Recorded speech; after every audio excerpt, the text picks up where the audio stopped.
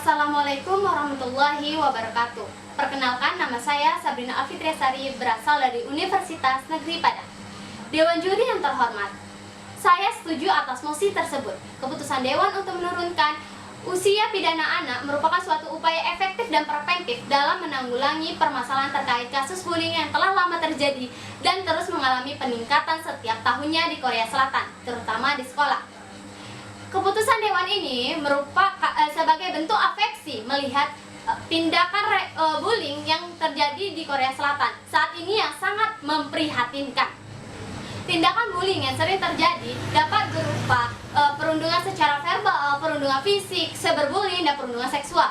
Hasil survei Korea Educational Development Institute pada tahun 2022 terhadap 154 pelajar di Korea Selatan menunjukkan bahwa tindakan bullying paling sering terjadi di tingkat sekolah dasar, dengan tindakan bullying semakin menurun pada saat sekolah menengah. Namun, intensitas dan parahnya tindakan bullying tersebut semakin tinggi ketika naik tingkat. Hasil survei ini juga menunjukkan hanya sekitar 1,7% dari pelajar di Korea Selatan yang tidak pernah merasakan bullying sepanjang masa sekolah. Hal ini berarti pelaku tindakan bullying merupakan anak remaja rentang usia 14 hingga 18 tahun yang belum dapat dipidanakan. Albert Bandura, seorang psikolog, dalam teori sosial kognitif memberikan perspektif terkait tindakan bullying tersebut, di mana perilaku manusia dapat diprediksi dan dimodifikasi melalui prinsip belajar, serta lebih memperhatikan kemampuan berpikir dan interaksi antara individu dengan lingkungan sosialnya.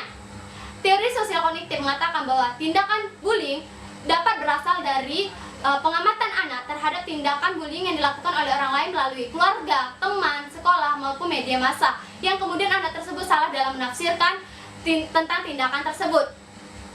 Penanganan kasus bullying tersebut harus ditindaklanjuti dengan serius karena berdampak negatif terhadap pelaku, terkhususnya pada korban. Dampak negatif yang ditimbulkan dari tindakan bullying tersebut dapat kita tinjau dari berbagai segi. Pertama, segi personal. Korban merasa rendah diri dan kurang percaya diri, sehingga korban menjadi pendiam, takut kepada pelaku. Adanya gangguan tidur seperti insomnia dan mimpi buruk. Kemudian adanya penurunan semangat belajar korban sehingga menurunkan prestasi akademik. Kedua, segi kesehatan fisik. Di tubuh korban ditemukan beberapa luka atau memar yang diakibatkan oleh perundungan yang dilakukan secara fisik. Kemudian korban juga akan merasakan sakit kepala, sakit perut, dan ketegangan otot. Yang ketiga, dari segi mental korban. Korban merasakan perasaan sedih sangat mendalam, kemudian berdampak kepada kegelisahan, kecemasan, depresi, gangguan stres pasca traumatik, dan adanya perasaan putus asa hingga ingin mengakhiri hidup. Keempat, segi sosial. Korban akan cenderung membatasi diri dari lingkungan sosial dan interaksi sosialnya, serta membatasi pertemanan karena takut akan menjadi sasaran bullying lagi, sehingga korban menjadi lebih tertutup dan mengisolasi diri dari lingkungan sosial.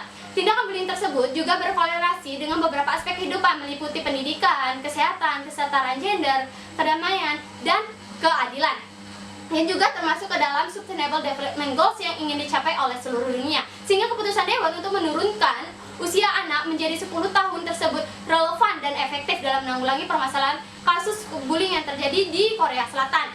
Hal ini dikarenakan tindakan bullying merupakan sebuah tindakan pribadi menyimpang yang dilakukan secara sadar dengan penyalahgunaan kekuasaan. Penyalahgunaan kekuasaan terhadap pihak yang dianggap lemah oleh sang pelaku. Tindakan bullying tersebut juga harus meskipun tindakan tersebut dilakukan pada usia muda, di mana mereka belum sepenuhnya memiliki pemahaman atas konsekuensi dari semua tindakan yang dilakukannya. Namun dengan adanya pemberian hukuman pidana tersebut sebagai bentuk upaya rehabilitatif dalam membentuk dan mendidik anak agar berperilaku yang baik, serta merenungkan dan menyesali perbuatan yang telah dia lakukan, sehingga mempertimbangkan dampak dari perbuatan yang akan dilakukannya ke depannya.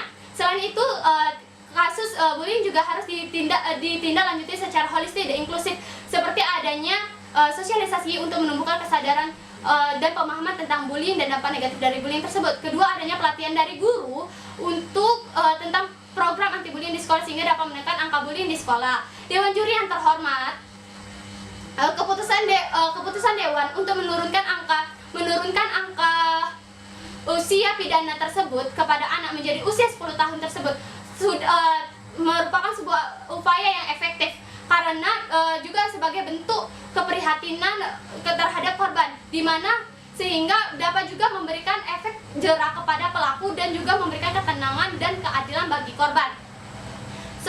Dewan juri yang terhormat, saya punya bukti realistis di mana sepupu saya mendapatkan tindakan bullying dari teman sesama sekelasnya dalam bentuk perundungan secara verbal seperti hinaan dan mengejek, dan juga perundungan secara fisik seperti memukul, menendang, dan bahkan memegang alat vital korban.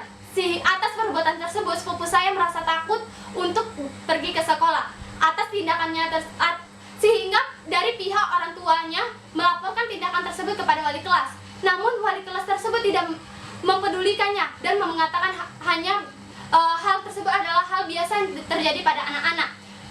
Tentu hal ini sangat salah. Dengan menormalisasikan tindakan bullying tidak akan memberikan dampak jera kepada pelaku, bahkan seolah pelaku mendapatkan perlindungan hukum di balik usianya yang di bawah umur, sehingga tidak heran jika tindakan bullying terus terjadi di lingkungan sekolah. Dengan pemberian hukuman pidana kepada anak yang melakukan tindakan bullying akan menunjukkan bahwa semua perbuatan yang dilakukannya itu memiliki konsekuensi walaupun masih di relatif usia muda, sehingga penurunan usia pidana terhadap anak tersebut telah berjalan efektif, karena dengan pemberian usia tersebut akan memberikan efek jera. Namun perlu juga dilakukan pertimbangan secara sempurna berbagai faktor seperti implikasi hukum, perlindungan hak anak, efektivitas pencegahan dan rehabilitas terhadap kasus hukum tersebut. Tidak kalah penting peran serta guru, sekolah, dan orang tua dalam menanamkan nilai-nilai moralitas, etika, dan mendidik anak agar berperilaku baik sesuai nilai dan norma yang berlaku di masyarakat. Sekian, terima kasih. Assalamualaikum warahmatullahi wabarakatuh. Perkenalkan, nama saya Rama Arya Kurniawan dari Universitas Negeri Padang. Baiklah, di sini saya memposisikan diri sebagai tim kontra. Baiklah, terima kasih kepada dewan panelis yang telah memberikan waktunya. Di sini saya menyatakan tidak setuju dengan mosi bahwasanya menurunkan usia pidana anak menjadi 10 tahun dalam rangka menanggulangi masalah bullying yang berada di Korea Selatan daripada mempidanakan kedua orang tuanya. Baiklah, perlu dewan panelis ketahui, Korea Selatan merupakan salah satu negara dengan kasus bullying tertinggi di dunia, yaitu setidaknya ada 30.000 kasus yang terjadi setiap tahunnya, yaitu dalam jangka waktu 2013 sampai dengan 2020, di mana kasus-kasus ini didominasi oleh anak di bawah umur, yaitu anak yang menduduki jenjang sekolah dasar sampai dengan sekolah menengah atas. Baiklah, apakah dengan menurunkan batas minimum terpidana tersebut akan menjadi solusi yang efektif ke depannya? Menurut saya tidak. Mengapa demikian? Perlu dewan panelis ketahui, ada 2 poin penting yang saya garis bawahi di sini. Poin pertama yaitu mempertimbangkan faktor yang berada di sekitar anak usia rentan 10 tahun ke bawah. Faktor apa saja itu? Yaitu salah satunya faktor kematangan dalam bentuk emosional, intelektual, dan juga mental. Bahkan Mahkamah Konstitusi Indonesia pernah menyatakan bahwa kematangan seorang anak dalam bentuk emosional, intelektual, dan juga mental didapatkan pada saat mereka berusia 12 tahun. Hal ini sejalan dengan kebijakan Korea Selatan yang berjalan saat ini, di mana minimum rata-rata mereka terkena tindak pidana yaitu 13 tahun. Baiklah, faktor yang kedua adalah faktor orang tua. Orang tua merupakan wali sekaligus penanggung jawab atas anak-anak mereka. Baiklah, peran orang tua di sini yaitu mengarahkan dan juga mendidik dan memberikan barrier agar anak tidak melakukan kasus perundungan. Dan jika terjadi kasus perundungan, orang tua bisa dijadikan dan tertimpa pidana, karena hal tersebut menurut saya lebih baik dibandingkan harus menurunkan angka usia minimum anak menjadi 10 tahun. Mengapa demikian? Hal ini karena secara tidak langsung pidana yang dilontarkan kepada orang tua anak-anak yang melakukan perundungan akan berdampak verbal bagi anak-anak tersebut. Baiklah, dari dua poin tersebut kita dapat mengasumsikan bahwa menurunkan batas minimum usia anak terpidana adalah hal yang buruk. Jika pemerintah tetap saja bersikeras menurunkan batas usia anak terkena pidana tersebut, salah satu dampak yang dirasakan adalah terganggunya intelektualitas anak di bawah umur. Karena sejalan dengan salah satu teori, yaitu salah satu teori psikologis yang mengatakan bahwa anak umur 12 tahun ke bawah belum mampu mengabstrakkan atau berpikir dengan baik. Jadi skenario yang paling terburuk adalah jika kita menerapkan hal ini, yaitu ada 30.000 kasus, ada 30.000 anak setiap tahunnya yang akan merasakan jeruji besi. Hal ini akan berdampak kepada emosional dan mentalitas anak tersebut. Mengapa demikian? Karena mereka berada dalam posisi sedang berproses, yaitu berproses dalam intelektual dan juga mentalitas. Jika mereka berkembang dan berproses dalam kondisi yang buruk, yaitu dalam kondisi penjara, mereka secara tidak langsung akan membentuk kondisi yang buruk, yaitu menyebabkan lambat laun mereka akan menjadi seorang kriminal, karena dalam jangka waktu tersebut mereka disuguhi oleh hal-hal buruk, karena mereka juga jika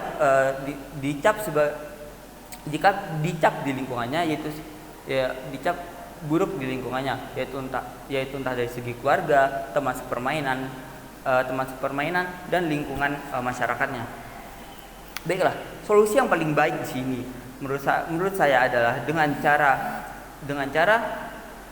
memberikan rehabilitasi terhadap anak tersebut dan memberikan dukungan serta pendampingan, bukan dengan pidana. Karena dengan pidana itu hanya akan membuat anak-anak tersebut membentuk mereka menjadi suatu individu yang buruk dan nantinya akan menjadi seorang kriminal. Terima kasih. Wassalamualaikum warahmatullahi wabarakatuh.